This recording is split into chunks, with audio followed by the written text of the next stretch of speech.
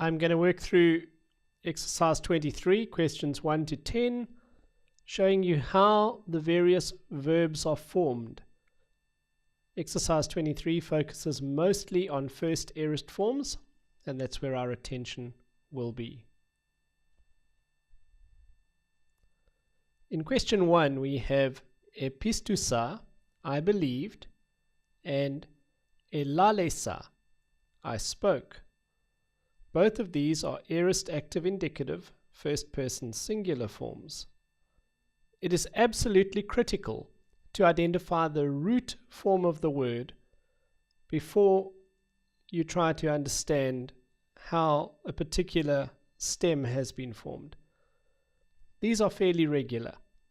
Epistousa comes from pistouo, pistouo. The root is pistou. To form the aorist, we take the root, pistou, there it is, and we prefix an epsilon.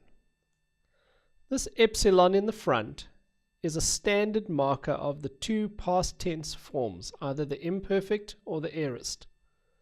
And the imperfect is much less frequent than the aorist. So usually the epsilon is a clue that you're looking at an aorist verb. You then add the tense formative, which is sa. Sigma alpha. Sigma alpha is the tense formative for the aorist tense. And then lastly, you add the personal ending. Now, for a first person singular form, there isn't one. So we've highlighted or marked that by using an M dash. And that's how we get epistousa. We take the root pistou, we add the epsilon prefix, and we add the tense formative for the aorist, sigma alpha, and the personal ending, but there isn't one for the first person singular form. Hence, epistousa, I believed. Elalesa is very similar. The root is lale, lale. So to the root we add the epsilon prefix, marker of a past tense form, and we add sigma alpha, the tense formative for the for the aorist tense. We would add the personal ending, but once again, first person singular doesn't have one. The only other change that happens is that when you add sigma to a verb stem that ends in an epsilon, that epsilon lengthens to eta. So we get elalesa, elalesa, I spoke.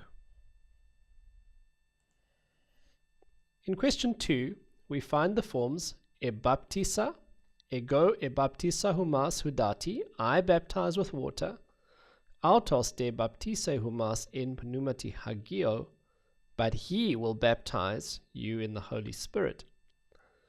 The first form, ebaptisa, is an aorist active indicative first person singular.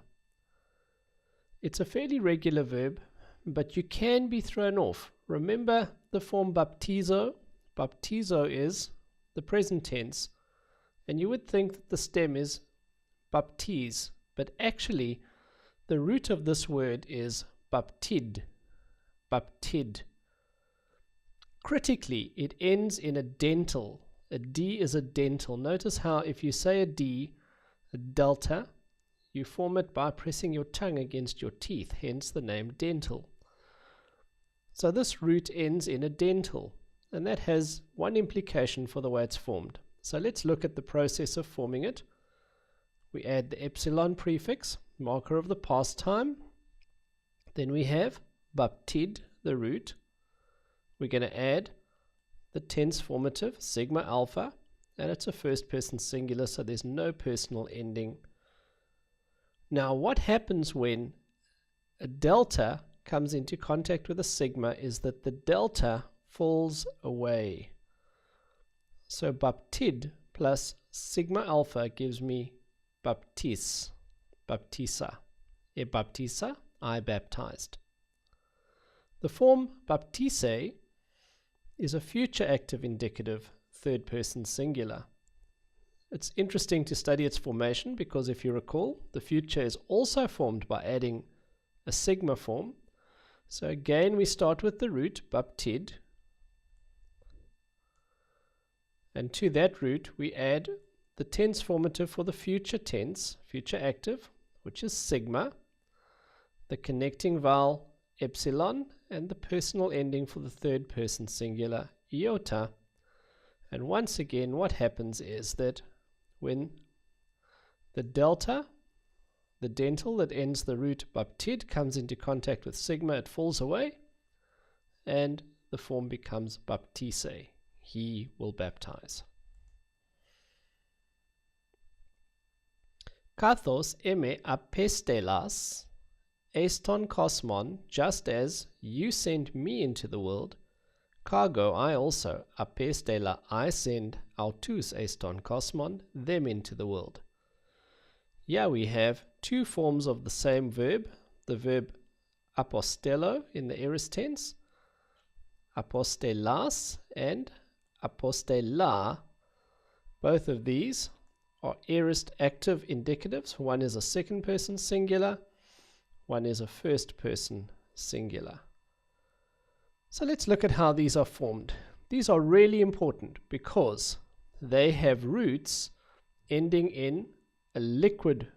They are called liquid verbs. Liquid verbs are verbs that have roots ending in lambda, mu, nu, or rho. LMNR.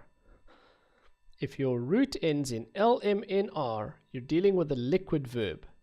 They're very important and fairly common.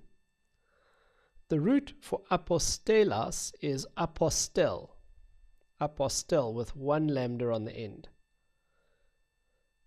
The stem for the aorist is modified by adding an iota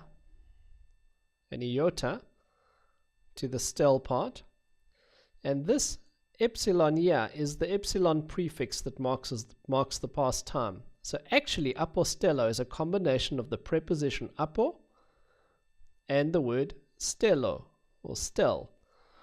Whenever you've got a preposition in compound, the epsilon prefix is added between the preposition and the verbal root.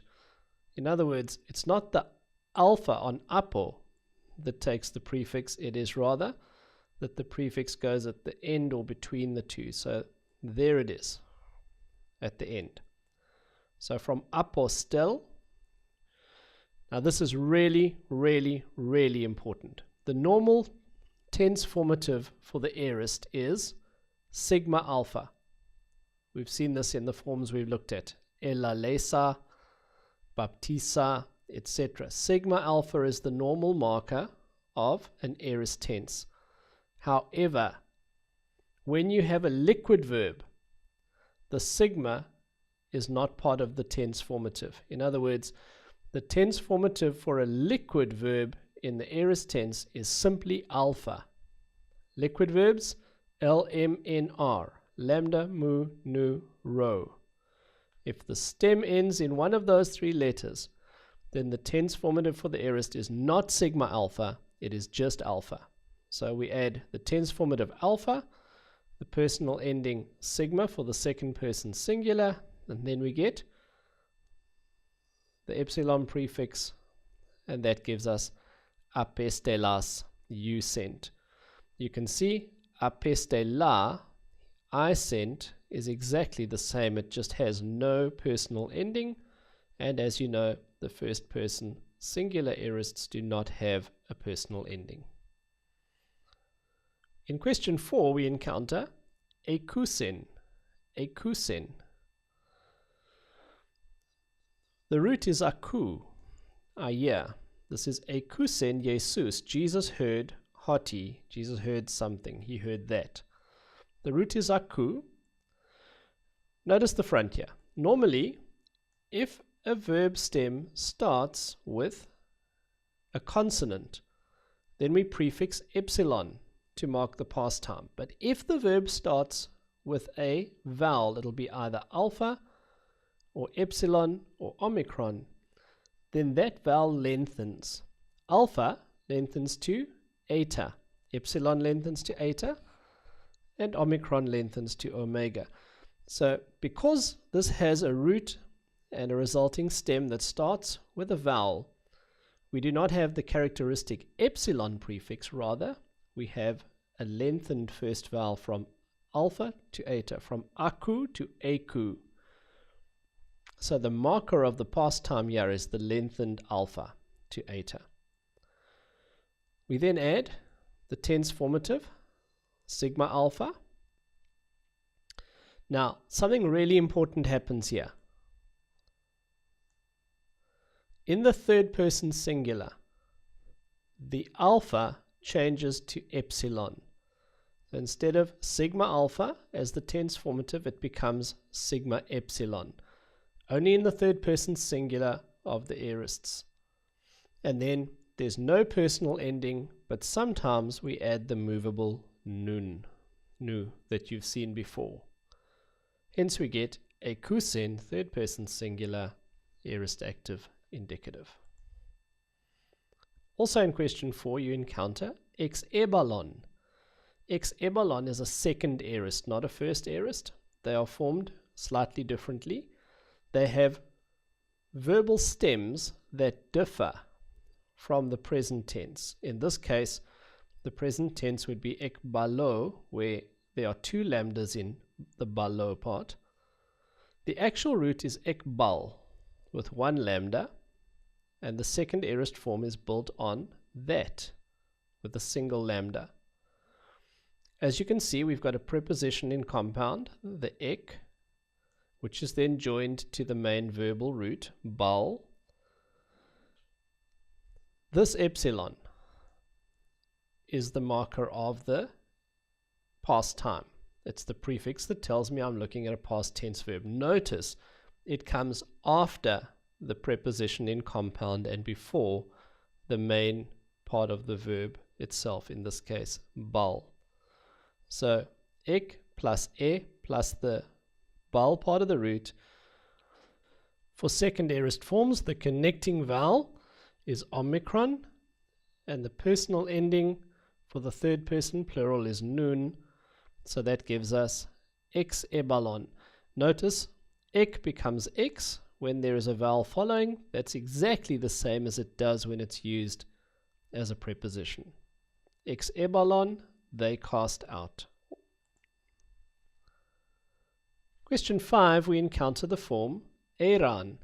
Lege out tois, hoti eran ton kurion mu. She said to them that they took my Lord. This is the woman visiting the tomb of Jesus, Mary, and observing, in her opinion, that somebody had taken his body. Eran ton kurion mu, they took my Lord. The root here is ar. We know the form airo, I take. It has an iota. It's alpha iota rho. But the actual root is ar. The iota is added in the present tense stem. You must know that the root form is ar, and from there this verb is perfectly regular. Now I remind you, this too is a liquid verb. Remember? LMNR, lambda mu nu rho. If the root ends in one of those, it's a liquid verb. So there you can see the stem ends in rho, r. How then is this formed? Perfectly normally, for a liquid verb, the tense formative is alpha, not sigma alpha. The third person plural ending, personal ending, is nun.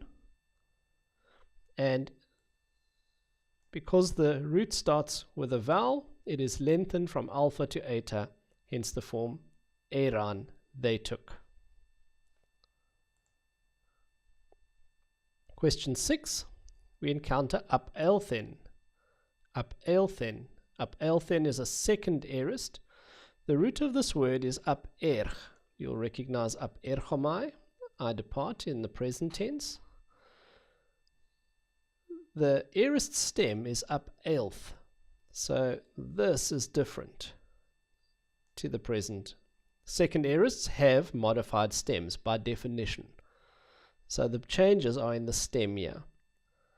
So using up elth as the aorist stem, you can see upo is the preposition in compound, that eta is the lengthened epsilon.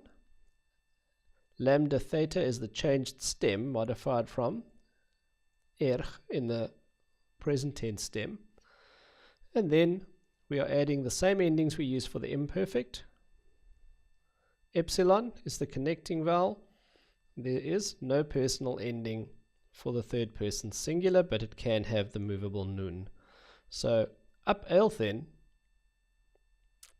he departed, or he went out. Next we have erxato. He began, erxato kerusen, he began to preach. Erxato, to begin, is formed from a root arch, arch. And the rest of this is pretty standard. It's a middle indicative. It's an aorist middle indicative, third person singular, built on the stem arch. What's happened here? Well, we take the stem arch, we add the marker of the aorist tense, sigma alpha, and the third person singular ending for the middle forms, secondary endings, to. Alpha lengthens to eta because the root starts with a vowel. So it's not an epsilon prefix, it's just a lengthening of the initial vowel. Now, when chi and sigma come together, notice over here, when chi and sigma come together, they combine to form xi. So this xi is the result of chi and sigma joining, hence erx, erx. That makes sense because chi and sigma is basically xi anyway.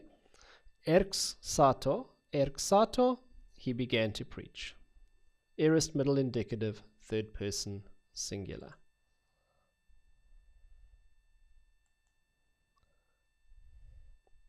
Next we have epoiesen from the root poie, to do or make.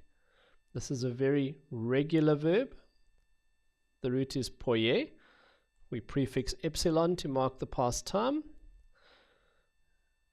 Remember, another way, this is just another way of thinking about it. Normally, the tense formative for the aorist is sigma alpha, but in the third person singular, it is sigma epsilon. The alpha changes to epsilon, and there's no personal ending, but we can have a movable nun in the third person singular. That's in fact what we've got here, movable nun. So epoiesen, last change of course is that the epsilon on the end of the root lengthens when the sigma is added. So epoiesen becomes the final form, he did or he made. In question 7, lege autois, he says to them, ergeste kai obseste, come and you will see. Now we've got three very interesting forms.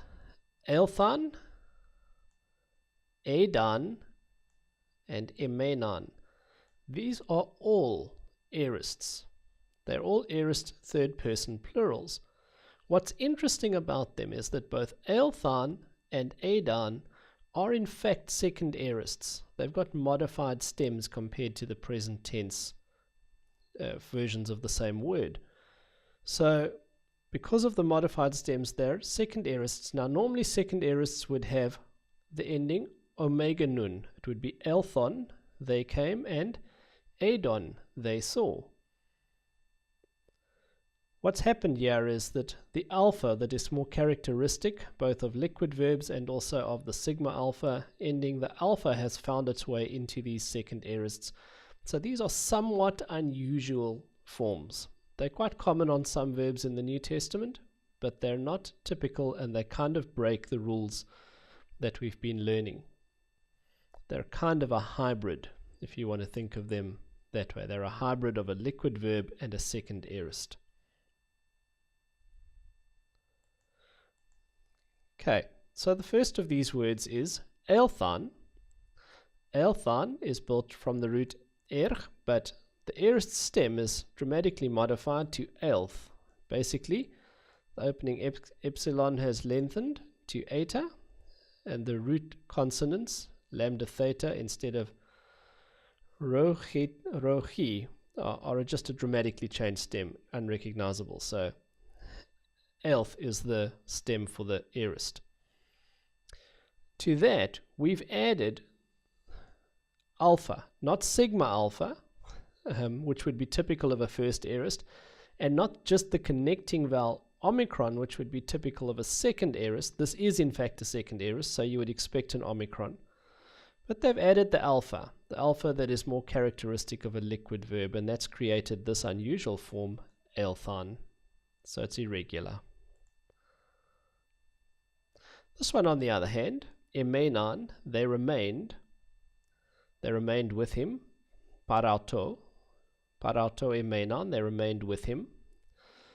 Emenan is coming from the verbal root men, meaning to remain or abide. The stem in the aorist tense is emein. Now, men is a liquid verb, remember? L-M-N-R. Roots ending in those are liquid verbs, so this ends in a nun. Typically, what stems ending in a liquid verb will do is they will modify some aspect of the root. So you can see here, there is a slightly modified root. This iota has been added to the root. So instead of men, we've got main as the root. We saw the same thing with apostela, apostelas, you sent, etc. So the root has been modified slightly. It's a liquid verb. That's really key though. It's a liquid verb, and from there everything else makes sense. We had epsilon prefixed. The root is modified, slightly lengthened, and because it's a liquid verb, instead of adding sigma alpha, we've added only alpha, and then the personal ending for the third person plural, nun, emenan, they remained. Aorist active indicative, third person plural. In question 8, we encounter egrapsa, tauta egrapsa. I wrote these things. The root is graph. This is very regular. We've added epsilon, marker of the past tense. We've added the typical sigma alpha, tense formative for the aorist. It's a first person singular, so there's no personal ending. And when phi and sigma come together, they form psi. Very logical, because psi is basically a P and an S together. Hence, egrapsa, I wrote. Question 9. We find the form apengelan. This is somewhat familiar. We saw one of its relatives earlier, apengelan. This is an error, by the way. It should be third person plural. Apengelan is they sent. They sent. The root is apangel, and the stem for the aorist is apengel. Now, liquid verb, LMN, R, lambda, munu, rho, liquid verb, as is fairly typical. Notice that the actual stem changes from the root. There's a modification within the stem. Epsilon becomes epsilon iota. And for the rest, this is pretty regular. We've got the preposition in compound. The alpha lengthens to eta, marker of the past time, always after the preposition.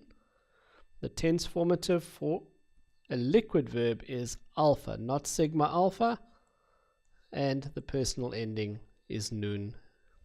Apengelan, they sent. We counted two other aorists in question 9. Panta hossa, all things which they did, epoiesan, kai hossa, and what they, edidaxan, taught. Let's take epoiesan first. It comes from the root poie, to do or to make, fully regular, epsilon prefix. The epsilon that ends the root lengthens to eta, so that the sigma alpha can be added, and nun, third person plural form, epoiesan, they did. Edidaxan, interestingly here, the verbal root is officially duck, although it almost always occurs as diduck. Diduck. So you can think in practice of the root as diduck. To that we add, and this is very regular, epsilon, marker of the past time.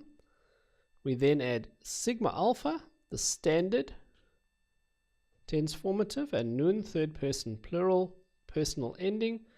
And what happens here is when kappa and sigma come together, they form xi. So ks, xi, edidaxan, they taught. Question 10, the first part, there are three. They are all first person plural forms. You'll recognize the ending men. We haven't seen it for a while, but it's very familiar. We can go through these quite quickly. First, we've got eprofetusamen from the root profetu. We've added epsilon to the front, past tense marker. We've added sigma alpha, marker of the aorist, and then the personal ending men. Eprofetusamen, we prophesied. We prophesied. Then we've got ex-ebalomen. Ex-ebalomen. Ekbal is the root. It's a second aorist. Notice the epsilon occurs between the prepositioning compound and the main verbal root. Because it's a second aorist, the connecting vowel is omicron. And the personal ending for the second person, for the first person plural is men.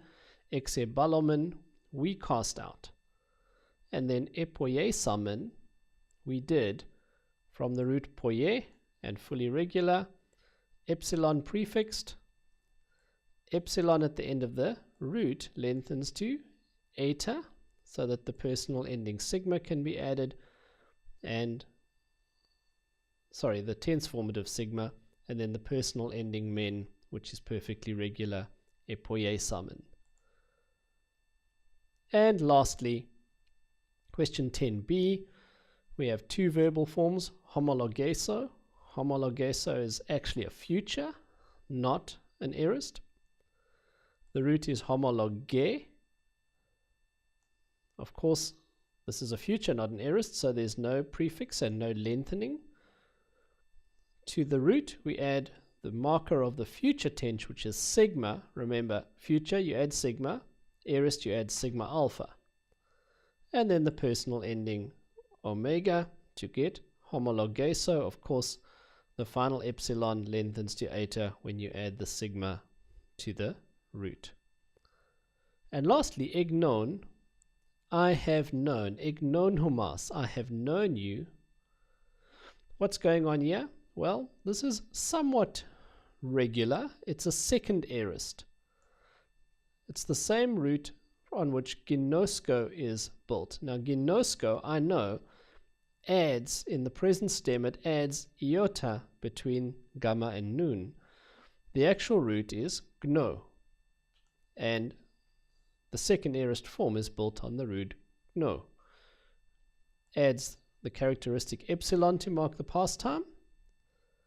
It would then add omicron, the typical connecting vowel for a second aorist, and nun, second aorist in the form, the nun is the same ending in the second aorist for the first singular and the third plural.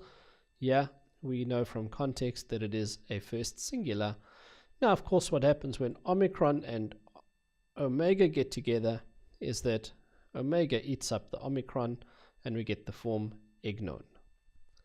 I trust that's a helpful exercise. I encourage you to practice doing this when you are working through your own exercises so that you build up understanding of what's really happening with verbs as they are formed.